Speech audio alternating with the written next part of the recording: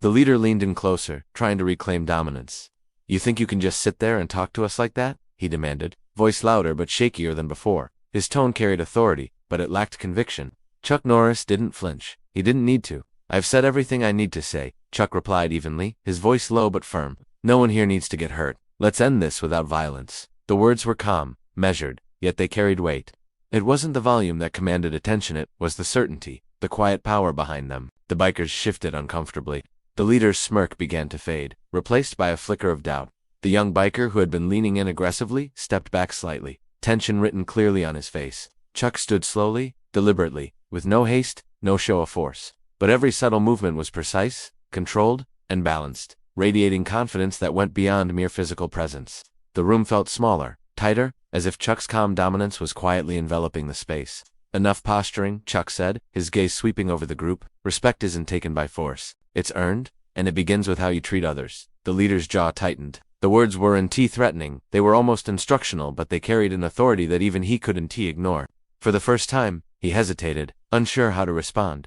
The other bikers exchanged glances, the bravado that had fueled them now faltering under the invisible weight of Chuck's presence. From the counter, one of the countermers whispered, "Do they even realize who he is?" Another muttered, "That's Chuck Norris. He's a black belt legend." Even without a dramatic reveal, the bikers could sense it. There was something about him, a depth of skill and discipline that radiated naturally, and they were beginning to feel the shift. Their confidence was slipping, replaced by doubt and unease. Chuck took another step forward, calm but deliberate. His hands were relaxed at his sides, his movements unhurried, yet the bikers instinctively sensed the precision and power behind each gesture. The tension was no longer just in the room, it was within them. They had misjudged him completely. "You've underestimated me," Chuck said quietly, not harshly, but with undeniable authority. "And that mistake can be costly." The words caused the leader to falter visibly. He took a half step back, the leather jacket that had once seemed intimidating now doing nothing to shield him from the presence before him. The other bikers tensed, glancing at one another, realizing the situation was no longer theirs to control. Phones were out everywhere. The bystanders were recording, whispering, and leaning in. They sensed the power shift as keenly as the bikers did. The air vibrated with anticipation, the kind of charged energy that comes when the quietest person in the room suddenly becomes the center of attention, not through aggression, but through sheer presence and control. One biker muttered nervously, Maybe we should just leave." The leader's eyes darted around, catching the reaction of the crowd. Even strangers, people who had nothing to do with the confrontation, were observing silently, sensing the imminent reveal. His confidence crumbled further. Chuck didn't move to attack, didn't raise his voice. He simply stood, calm and unwavering, letting the weight of his presence do the work. His authority, drawn from decades of experience and discipline, quietly overpowered the chaotic energy of the bikers. "Violence isn't strength," Chuck continued, his voice still steady. "Patience, respect, and control, these are what define a true fighter. And right now, you're learning the hard way." A silence followed, heavier than before. The bikers were visibly shaken. The young one who had been sneering earlier swallowed hard, suddenly aware that they had miscalculated entirely. The leader, chest heaving slightly, was realizing that the situation had turned beyond his control. Chuck's eyes swept across the diner one last time, acknowledging the tension and the crowd, but never boasting. There was no gloating, no threat, only calm mastery. It was enough. The bikers' aggression had dissolved into hesitation, their confidence stripped away not by force, but by quiet, undeniable authority. At that moment, the turning point was complete. Chuck Norris had shifted the energy in the room without a single strike. The bikers, once loud and confident, were now on the defensive, unsure of their next move. And the crowd, sensing every subtle shift, realized that they were witnessing something extraordinary. Chuck's calm presence had done what words alone rarely could. It had neutralized aggression, commanded respect, and set the stage for the moment when his true identity would finally be revealed. The room waited, breaths held, as the bikers processed the fact that they had underestimated a man whose reputation and skill far exceeded anything they could have imagined. And just like that, the quiet, controlled power of Chuck Norris began to rewrite the rules of the confrontation entirely. The tension in the diner had reached a boiling point. The bikers, once brash and full of bravado, were frozen in place, their confidence eroded by the quiet, controlled presence of the man they had underestimated. Chuck Norris had not struck a single blow, had not raised his voice, yet the room was now completely under his influence. Every bystander, every nervous whisper, every held breath reflected the shift that had taken place. Then it happened. A bystander near the counter, young man with a phone already recording, could no longer contain himself. His eyes widened in recognition. "Wait, that's Chuck Norris," he exclaimed. His voice was loud enough that it cut through the thick tension like lightning, drawing the attention of everyone in the diner. The room fell silent again, this time for a different reason. The words rippled through the crowd like wildfire. People leaned closer, whispering urgently to one another. No way, it can't be, that's him. The bikers turned, their mouths opening and closing like fish out of water. Their aggressive postures faltered entirely. The leader, who had been trying to maintain control, froze mid-step. Sweat beaded on his forehead, and for the first time fear and respect replaced arrogance. He stared at Chuck with a mixture of disbelief and panic. Chuck Norris remained calm, his posture unchanged, his expression composed. He didn't need to assert himself further, the revelation did it for him. The crowd's reaction, the sudden shift in energy, was more than enough. The bikers realized, too late, that they had been provoking someone far beyond their comprehension. A younger biker whispered to his friend, voice shaking, That's the guy from the movies. The black belt, the legend. The one everyone talks about. The older biker, the leader, staggered back, trying to regain composure but failing miserably. He swallowed hard, his eyes darting around the diner, realizing that he had misjudged the man entirely.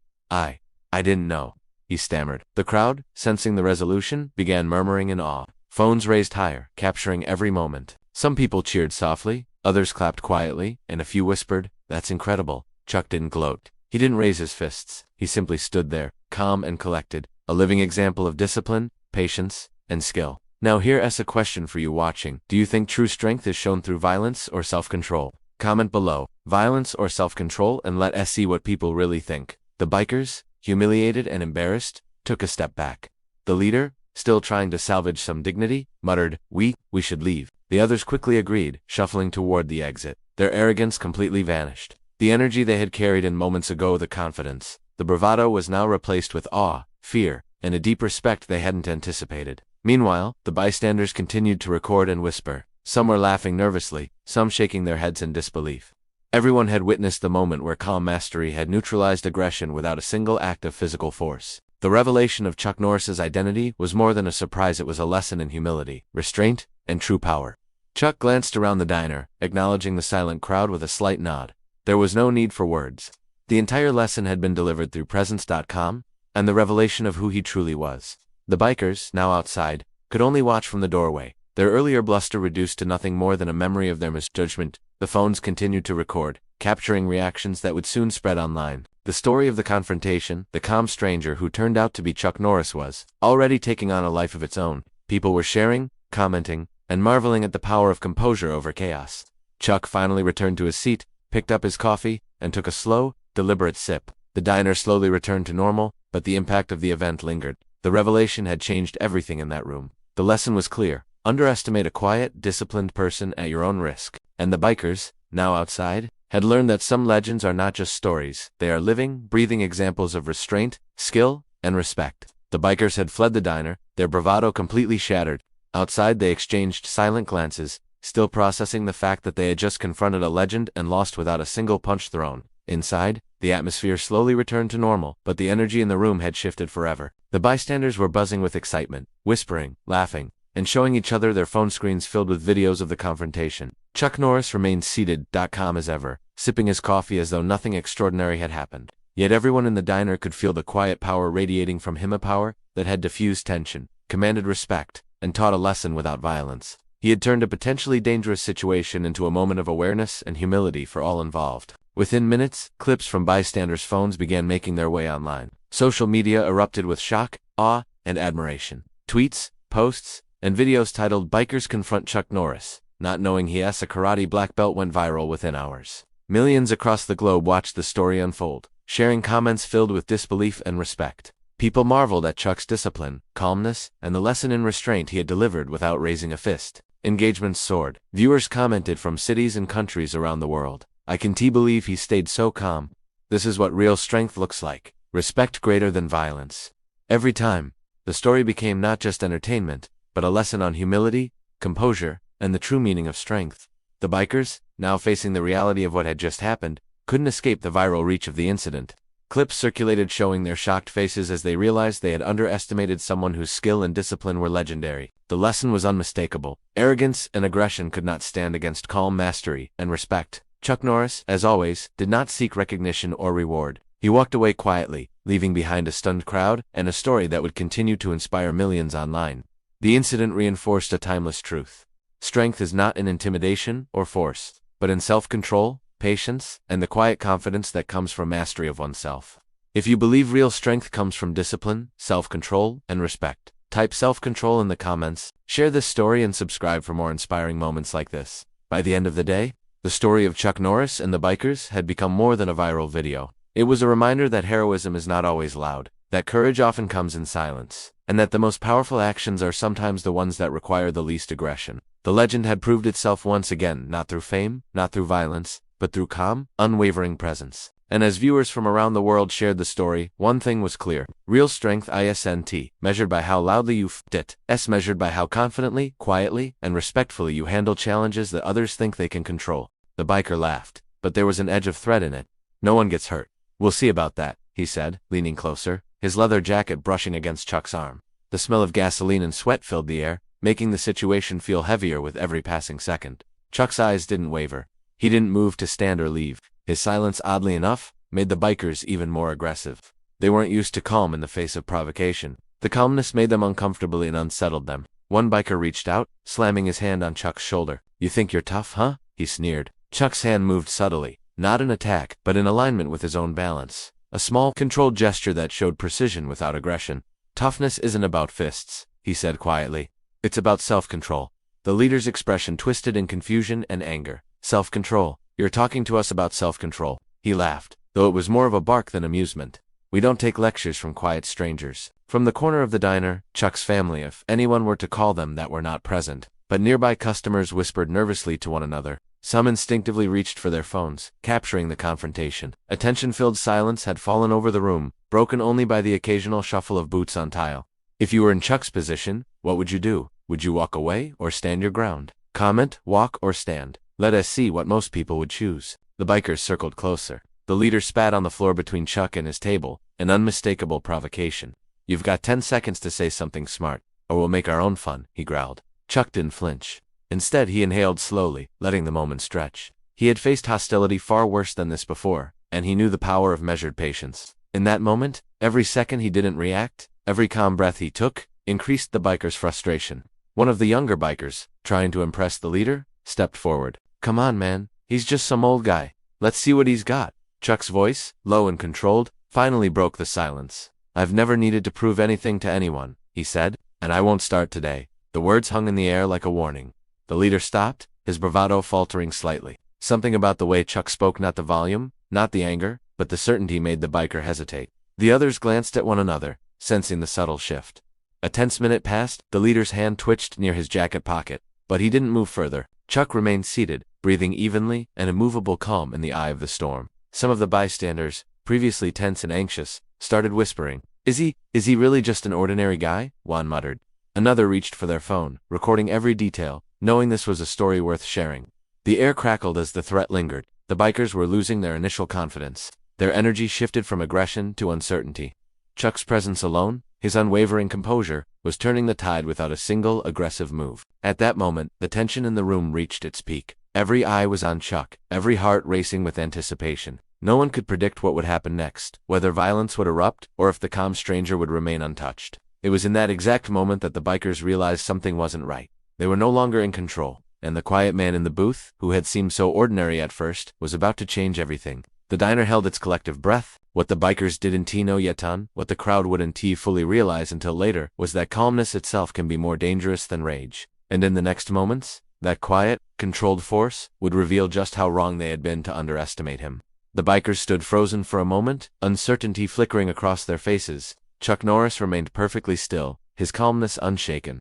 Every muscle in his body was relaxed, yet the sheer presence he exuded made the air feel heavier. The once loud, confident group of bikers now hesitated, unsure of what they were truly facing. It was subtle, almost imperceptible, but those who paid attention could feel the shift. One bystander, an older man sitting near the counter, squinted at Chuck. There was something familiar about him, something he couldn't quite place. He leaned toward his friend, whispering, "I feel like I've seen him before." Somewhere, Chuck's gaze remained soft, almost absent, but attentive. His calm breathing, his steady posture, the precise way he adjusted the napkin on the table, everything about him was controlled. The bikers misread it as passivity, assuming he was just another quiet man who wouldn't resist. "You got nothing to say," the leader barked, stepping closer. His voice had lost a bit of its confidence, replaced with a hint of impatience. "I said everything that needed saying," Chuck replied, his voice steady, measured. "There's no need for anyone to get hurt." Another biker laughed nervously, trying to mask the unease creeping into the group. "This guy, he's weird. Just sit there, calm as anything, like he doesn't even care. The older bystander's eyes widened. No, that's him, he whispered under his breath. He pointed subtly to a photo he'd seen in magazines years ago. MMA championships, movie posters, countless headlines. That's Chuck Norris. But the bikers were oblivious. They had no idea that the quiet man they had been mocking, challenging, and threatening was a world-renowned martial artist, a legend, who had faced far greater threats and always emerged unscathed. They saw calmness as weakness. They had no frame of reference for what true mastery looked like. Chuck noticed the glances, the whispers. He remained still, not flaunting his fame, not using it to intimidate. That was never his way. He understood the moment required subtlety, not spectacle.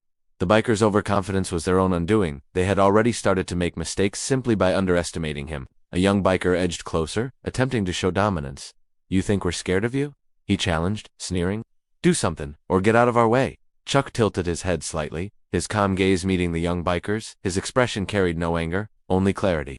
In that instant, even without movement, his presence spoke louder than any words. There was discipline in his posture, precision in his stance, and an unspoken warning that anyone who tried him would immediately regret it. The bikers paused. Something inside them shifted.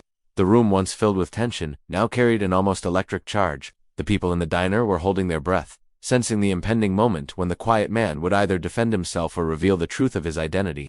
The older bystander nudged another, whispering urgently, "Do you see it? That's him, Chuck Norris. He's not just some guy. That's the man from all the movies, all the tournaments. He's a black belt legend." The bikers still didn't catch on. To them, fame was irrelevant. What mattered was the immediate moment, their perception that this man could be bullied, provoked, or pushed around. They had no idea that they were already too close to someone whose experience, skill, and discipline were unmatched. Chuck remained seated, his calm unwavering. He didn't need to prove his identity.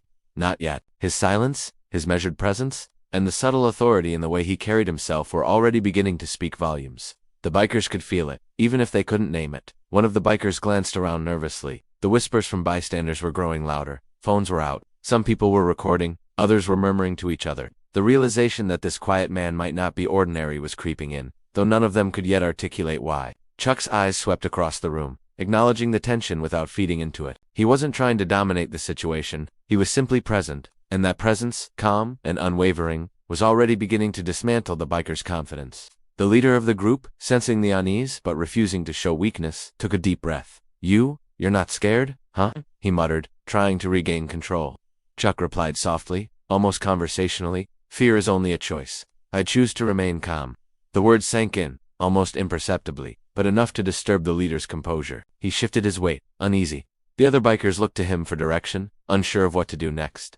The truth of Chuck Norris, still hidden to most, was now hovering on the edge of revelation. The quiet power, the unmatched skill, and the history behind that calm exterior, all of it was poised to change everything. And the bikers, still arrogant and unaware, were about to learn that sometimes the greatest strength is the one you never see coming. The room waited. The pause felt eternal. The hidden truth was only moments away from becoming undeniable, and everyone, bikers and bystanders alike, would soon realize they had underestimated a legend. The diner was still, the kind of silence that presses against your ears and makes every small sound unbearable. Chuck Norris remained calm, seated with perfect posture, his eyes scanning the bikers with a quiet intensity that made the air heavier with every passing second. The bikers, once so loud and confident, now shifted nervously, sensing something they couldn't quite name. The late afternoon sun hung low over a quiet roadside diner just outside the city. It was the kind of place people stopped at without thinking coffee, that was always hot. Booths worn smooth by time, and a steady hum of conversation that never got too loud. Sitting alone near the window was a man who didn't draw attention to himself. He wore a simple jacket, jeans, and boots dusted from the road, calm still, almost invisible. That man was Chuck Norris. He wasn't there for trouble. He was just passing through, enjoying a peaceful moment, sipping his coffee and watching cars roll by. The door chimed softly as it opened once, then again, then again. Suddenly the atmosphere shifted. A group of bikers walked in, leather jackets creaking, heavy boots hitting the floor with intention. Their voices were loud, their laughter sharp, filling the diner like a challenge no one had asked for. A few customers glanced up, then quickly looked back down at their plates. The waitress hesitated before forcing a smile and continuing her work. The bikers took over a large table near the counter, pushing chairs aside, acting as if the room belonged to them. As one biker passed by Chuck's booth, he bumped the table hard enough to slosh coffee over the rim of the cup. "Watch where you're sitting, old man," the biker muttered with a smirk. Chuck slowly looked up. No anger, no fear, just calm eyes and quiet focus. "It's all right," he said evenly. "No harm done." That response only amused them. The biker laughed and turned back to his group. "You hear that? He says it's all right. The others chuckled, sizing Chuck up from a distance. To them, he was just another quiet stranger alone, unremarkable, and easy to dismiss. Chuck returned his gaze to the window, as if the moment had already passed. But it hadn't. The bikers kept glancing his way, whispering, testing boundaries without words. The tension was subtle, but it was there thick enough that even the coffee seemed to cool slower in the air. A nearby customer shifted uncomfortably. Someone else reached for their phone, sensing that something was about to happen.